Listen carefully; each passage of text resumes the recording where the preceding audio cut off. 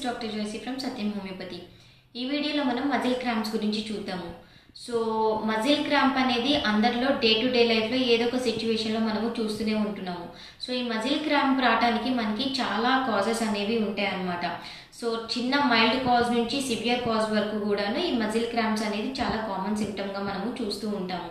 అసలు muscle cramp అంటే ఏంటి, అసలు ఎందుకు వస్తుంది ఈ క్రాంప్స్ అనేవి అంటే involuntary contraction of the muscles, either one or more muscles సడన్గా కాంట్రాక్ట్ అవటం వల్ల మనకి మజిల్ క్రాంప్స్ అనేవి వస్తూ ఉంటాయి అన్నమాట. సో ఇన్వాలంటరీ కాంట్రాక్షన్ జరగటం వల్ల మనకి మజిల్ క్రాంప్స్ అనేవి వస్తూ ఉంటాయి. సో ఈ ఇన్వాలంటరీ కాంట్రాక్షన్స్ ఏ కండిషన్స్లో జరగచ్చు అంటే మనకి ఏజ్ రిలేటెడ్లో జరగచ్చు. ఇది పెద్దవాళ్ళలో మనం ఎక్కువగా చూస్తూ ఉంటాము. సో ఇంకో కాజ్ వచ్చేసి మనకి మినరల్ డిప్లీషన్ వల్ల సోడియం కానివ్వండి, కాల్షియం, పొటాషియం, మెగ్నీషియం ఇవన్నీ చాలా వేరియస్ రీజన్స్ వల్ల మనకి మన బాడీలో లాస్ అవుతూ ఉంటాము, లేకపోతే డెఫిషియన్సీస్ అవుతూ ఉంటాయి. సో ఈ డెఫిషియన్సీస్ వల్ల కూడా మనకి ఈ మినరల్ డిప్లీషన్ అనేది జరుగుతూ ఉంటుంది. సో ఈ మినరల్ డిప్లీషన్ వల్ల మనకి మజిల్ క్రాంప్స్ అనేవి వచ్చే అవకాశాలు అనేవి ఉన్నాయి. దాని తర్వాత మజిల్ స్ట్రెయిన్, మనము మన మజిల్స్ని లేకపోతే మన బాడీని ఎక్కువగా ఓవర్ స్ట్రెయిన్ చేసినప్పుడు ఈ ఇన్వాలంటరీ కాంట్రాక్షన్స్ అనేవి మనము చూస్తూ ఉంటాము. దానివల్ల మజిల్ క్రాంప్స్ అనేవి వస్తాయి. మనము ఒకేసారి పడుకొని లేచినప్పుడు మనకి మజిల్ క్రాంప్స్ అనేవి వస్తూ ఉంటాయి.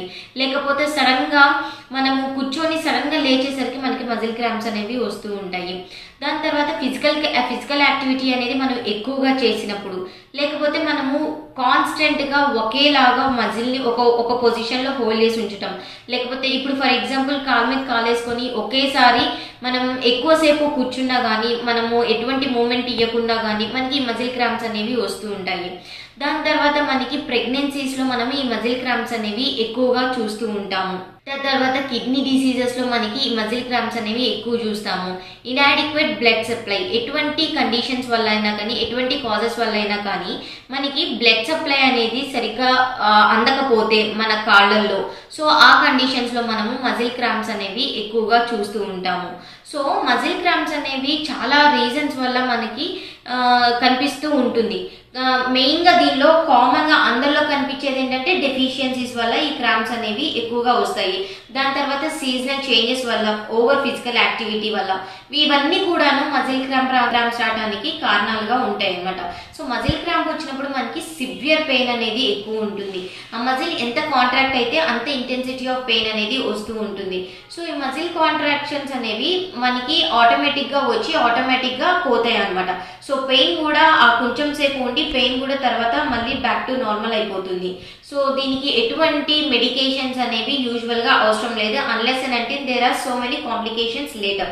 మన కాంప్లికేషన్స్ వచ్చేదాకా మనకి ఎటువంటి మెడికేషన్స్ అనేవి మనకి అవసరం అనేది ఉండదు.